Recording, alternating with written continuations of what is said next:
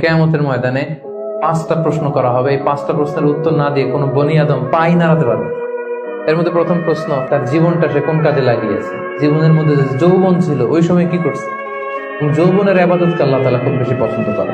সাধারণত যুবক ধরা হয় কোন বয়স থেকে কোন বয়সে, লেটস সে 20 থেকে 40, তাই না?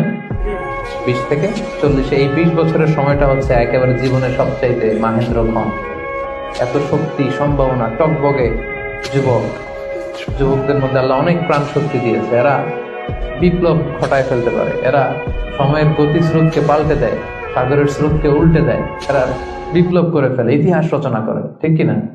এজন্য যৌবনের এই সময়টা প্রিয় ভাইরা অনেক দামি। এটা বেশি দিন থাকবে না। রং ধরা যৌবন জং ধরে নাই, শেষ। এ দেখতে দেখতে ছোট্ট কিশোর হয়ে পৃথিবীতে এসেছিলেন, শিশু ছিলেন, কিশোর, তারপর এখন যুবক। কিছুদিন পরে বিয়ে করে থাকলে দেখবেন যে আল্লাহ ঘরে মেহমান পাঠিয়ে দিলে বাবা হয়ে গেছেন।